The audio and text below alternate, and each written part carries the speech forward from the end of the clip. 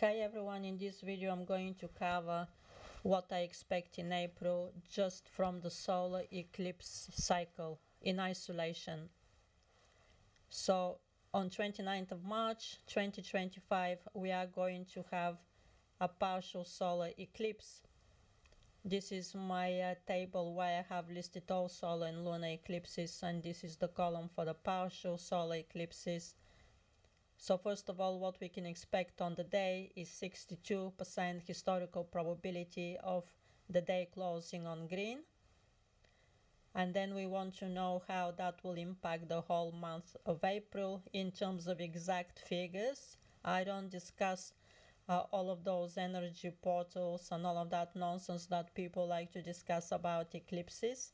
Here we're talking about exact days, exact historical probabilities.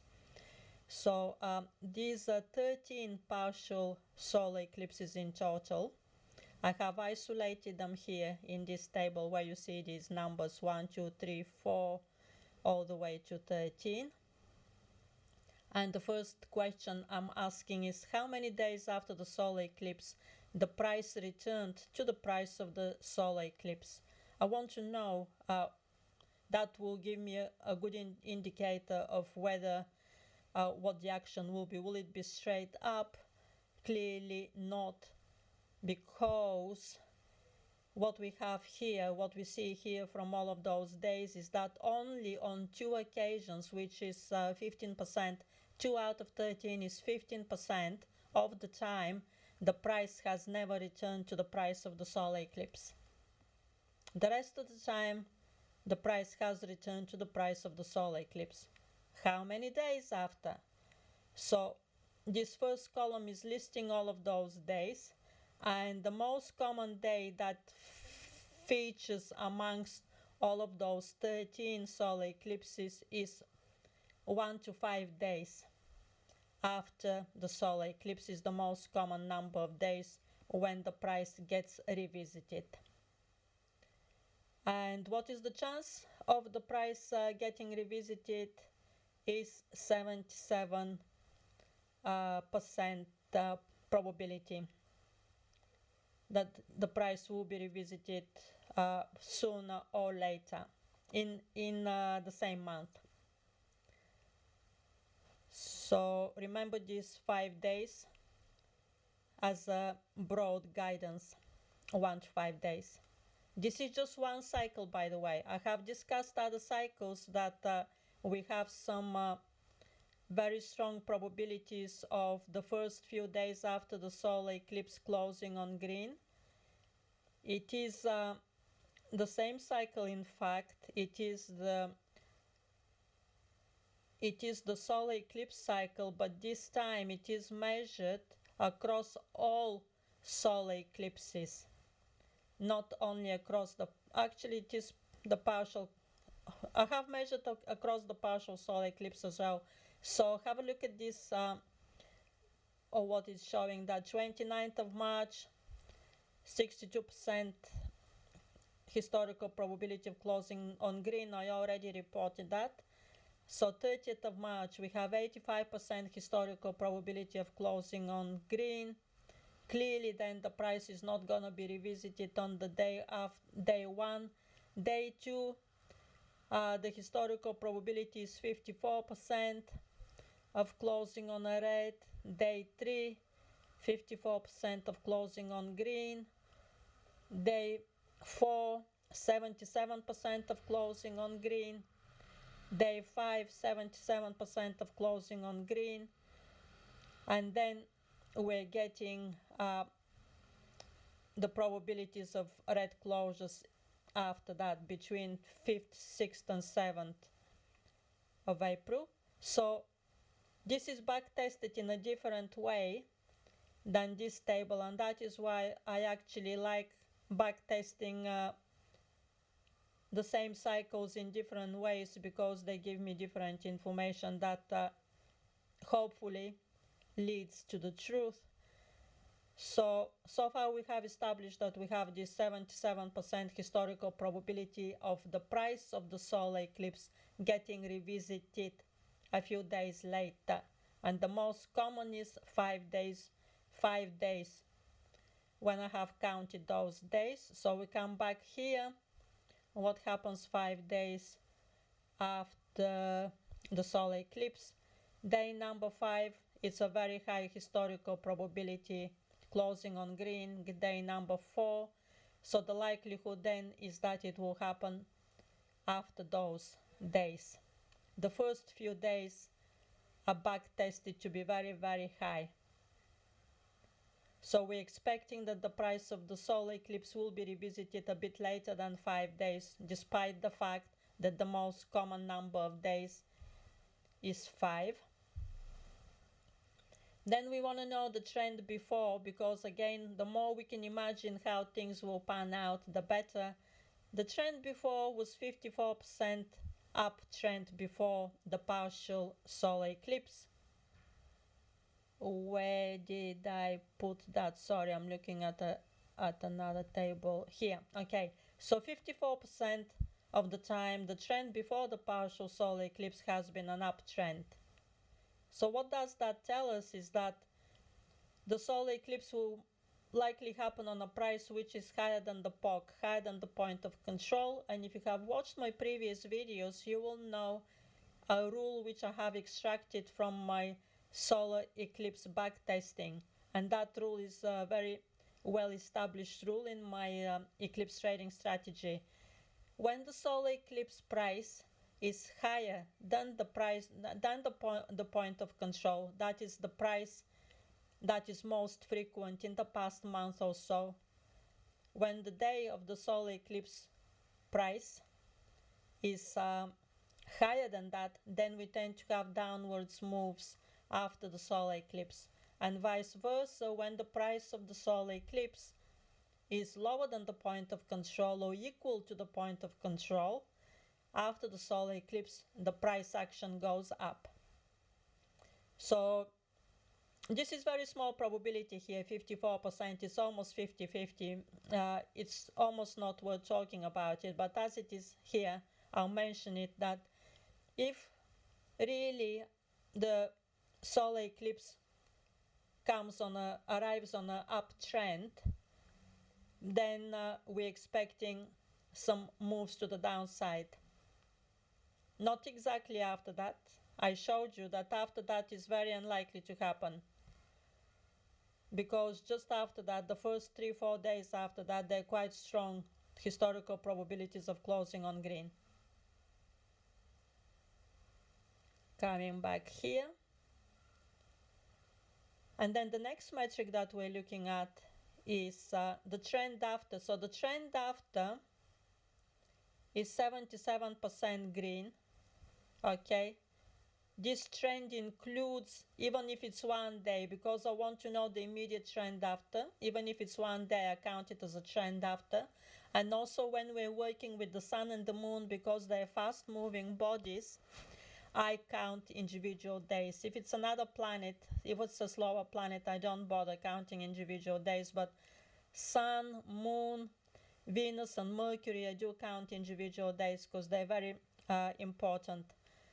So this 77% does include days like where there's been only 1 day of upward moves after that.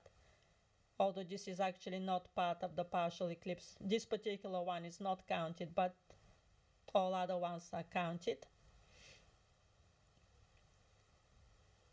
And then we want to know what happens after that, after the few days. So what is the smallest number of days after the partial solar eclipse that contained an upwards price action? We want to know that. So the smallest number of days is 3 to my memory. Let me just quickly check. Yes, the smallest number of days is 3 days of after the partial solar eclipse of price moving upwards. And what is the most frequent number of days? The most frequent number of days is 5 days. It's starting to make sense now. You see, this is a different way of backtesting it. And now it's starting to converge with the other type of backtesting. 5 days after the solar eclipse, it's all green only after that. So that is why we said the most frequent number of days after the solar eclipse that contains upward moves is 5. So what so that counts more almost as a week. It's not exactly a week, but it's kind of, we can count that as week 1, just for the purpose of simplicity, to imagine what is going to happen in April. And then we go to week 2. We want to know what will happen in week 2. I'm looking at the wrong table again. Okay, so we're going now to week 2. This is week 2 in the table. And again, we see what is going on, how many days. It tends to be red week 2, right? So 77% historical probability that week 2 will involve some dumping. And again, we want to know what is the shortest number of days that this dumping is taking place. So do you remember now what you see here? The shortest number of days that involves dumping is 3 days. And we want to know what is the most frequent number of days. The most frequent number of days, so it's 3, 4, and 5. All of these are occurring at 3 times each.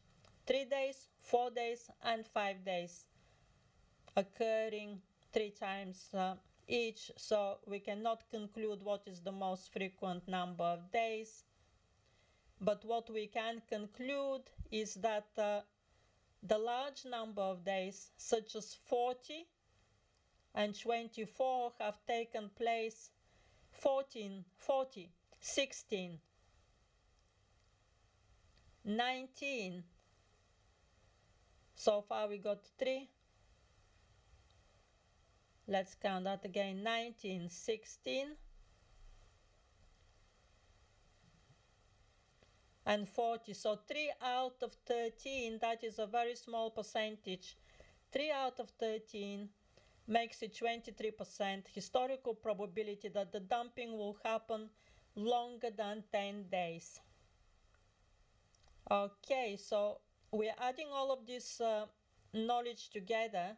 So the conclusion is count 10 days from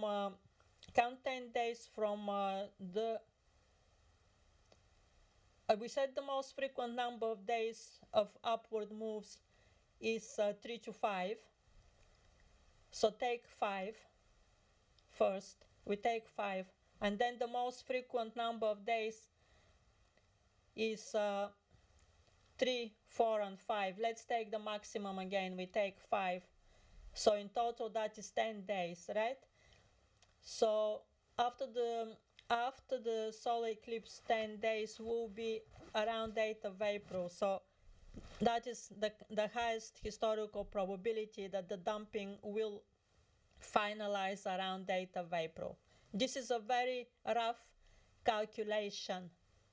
It doesn't have to be exactly 8th of April, but based on these findings that the first week is up and the second week is down, we're concluding that we're looking for a bottom in the second week of April, around 8th of April, and could be a few days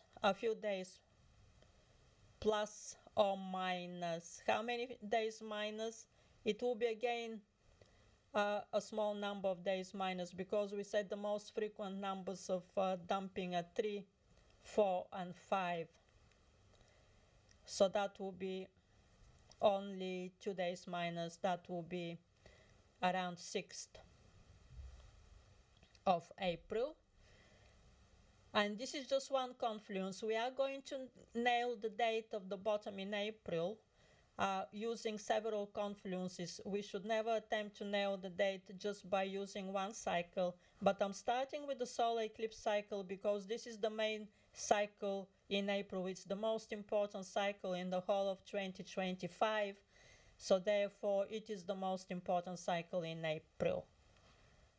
If you want a more consolidated decision, about what happens in April.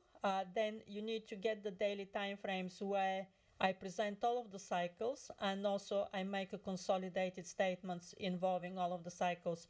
But I'm recording this video because if I have to write this in paper, it's way more complex. So that is why I'm explaining this in a video.